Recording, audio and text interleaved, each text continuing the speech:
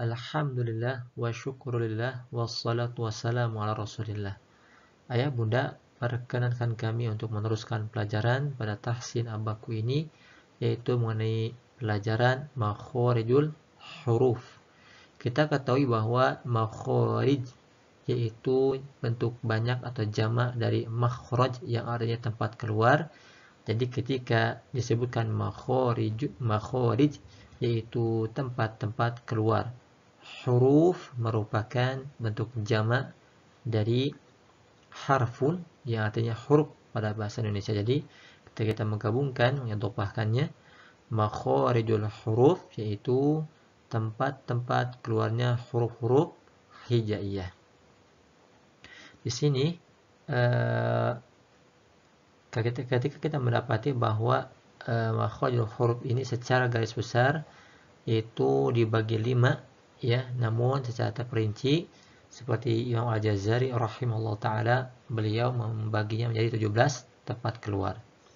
Sebelumnya kami akan paparkan di sini ada bagian-bagian yang penting ketika kita membahas mengenai tempat-tempat keluar huruf hijaiyah. Yang pertama adalah adanya rongga mulut ini, kemudian juga ada tenggorokan ya. Kemudian juga kita naik ke lidah. Kemudian juga di sini ada gigi, ada bibir atas, bibir bawah, dan terakhir kita juga ada di sini adalah langit-langit atas dari mulut kita dan juga rongga hidung. Kita beranjak pada slide berikutnya insyaallah. Kemudian kita beranjak kepada rincian daripada pertama yaitu makhraj al-jauf atau rongga mulut ya. Rongga mulut ini yaitu ketika mulut kita atau bibir kita terbuka dan mulut kita terbuka, maka terbukalah rongga ini disebut dengan rongga mulut. Yang dimana di sini tempat biasanya terucapkan huruf-huruf yang berakhiran panjang. Yaitu juga disebut dengan makhraj jaufi, yaitu ketika ada huruf yang berharokat fathah ya, kemudian setelahnya ada alif seperti ba, ta, dan seterusnya. Kemudian ketika ada kasroh, huruf berharokat kasroh, setelahnya ada ya sukun ya, seperti i, bi, ti, dan seterusnya. Ketika ada waw sukun, sebelumnya ada huruf berharokat dhammah seperti u, bu, tu, maka ini keluar dari tempat keluar yang disebut dengan al-jawf. Alhamdulillah. Kemudian di sini ya tadi sudah disebutkan bahwa ya ketika kita mengucapkan yang berharokat fathah i, u, sekali lagi yang berharokat fathah yang kasroh i, yang dhammah u, monyong.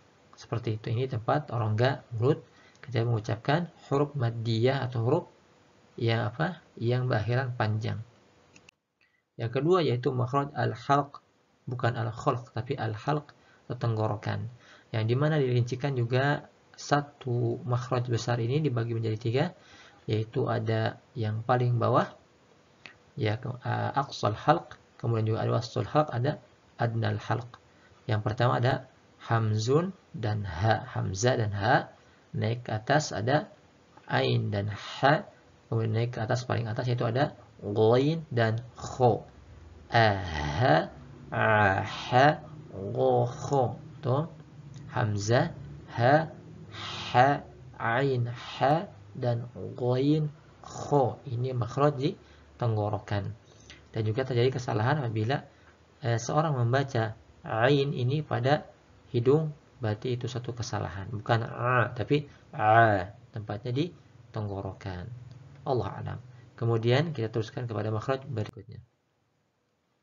Di sini yaitu ada al-lisan atau lidah. Bukan lisan berarti bibir atau atau mulut, tapi di sini diartikan sebagai lidah. Di sini terdapat banyak, ini adalah makhraj paling banyak ya, dan terangkum padanya sekitar 18 huruf. Yang pertama yang paling hujung dekat dengan tenggorokan yaitu huruf qaf, qaf, ko, o, kemudian kaf, ka, kemudian terus ke depan ada jim, ada shin, ada ya, ja, ja, sya, ya atau jim, shin, ya. Kemudian juga di sini ada terdapat lidah bertemu dengan dinding atas mulut kita, yaitu ada yang paling dalam, yaitu ada ro, meskipun dia mempunyai sifat takrir tidak selalunya menempel ro. Kemudian ke depan lagi nun, ada na ya, nun, ada nun. Kemudian juga ada lam. Kemudian ke depan lagi bertemu dengan sedikit dari gusi yang dimana bertemu dengan lidah. Ada ta, ada dal, ada to.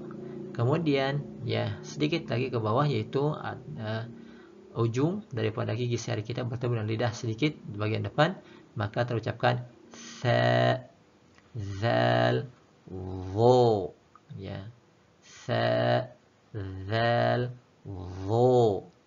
Kemudian ujung lidah kita bertemu dengan belakang dari gigi, ya. Yang ini akan menghasilkan ketika gigi bertemu dan juga lidah berada di belakang, ini menghasilkan huruf sin, zai, sod, sin, zai, sod, seperti itu. Kemudian ada huruf yang dimana bertemu, ya, dimana di tengah-tengah lidah, yang dimana gusi atas semuanya ini bertemu dengan kanan sampai ke kiri depan, ya, itu dari bagian lidah. Oleh karena itu tertutup udara dan tertekan dan juga menghasilkan huruf yang tebal. Ini huruf bod, bod, bod, bo. Ada juga yang mengatakan boleh diambil ke kanan tetapi tertutup bo, boleh ke kiri bo, ya, dan dia huruf tebal. Wallahu a'lam. Teruskan kepada makhraj asy-syafatain atau asy-syafatan, atau sebut juga makhraj syafawi, yang dimana terjadi ketika kita mengucapkan huruf tersebut ketika kita menggunakan bibir. Yaitu ada 4 huruf, ada fa, yaitu ketika perut bibir bawah bertemu dengan gigi seri kita. Fa, fa, fa.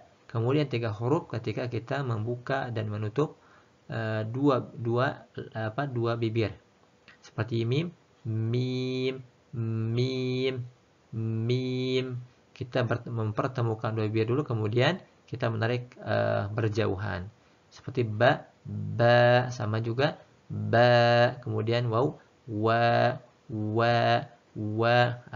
Asalnya dia bertemu kemudian dijauhkan atau tabaun. Ya, alhamdulillah ada fa, ada mim, ada ba, ada waw. Ini pada makhraj asy-syafatain atau asy-syafatan atau syafawi. Wallahu a'lam. Terus kita teruskan. Yang terakhir yaitu makhraj al-khayshum atau rongga hidung atau dalam hidung, yang dimana di sini letaknya kita mendengungkan ketika bertemu dengan huruf-huruf atau sifat-sifat atau yang dimana hukum-hukum, ya, terdapat padanya dengung, seperti idgham bi gunnah, iqlab, ya, ikhfa haqiqi, gunnah musyaddadah, kemudian idgham mithlain, idgham mimi, dan juga idgham syafawi, idgham mutajanisain, mad lazim harfi mukhaffaf pada ain. Insyaallah nanti kita akan bahas secara rinci pada contoh-contoh dari latihan-latihan, contoh-contoh pada makhraj ini. Insyaallah kita akan coba murajaah. Yang pertama makhraj al-jawf, rongga mulut, yaitu kemudian kedua al-halq, tenggorokan, yang ketiga al-lisan, yaitu lidah, yang keempat asy-syafatan atau asy-syafatain, yaitu dua bibir, yang kelima al-khayshum, rongga hidung. Alhamdulillah, insyaallah kita akan lebih merincikannya pada contoh-contoh latihan pada huruf-huruf tersebut. Barakallahu fiikum.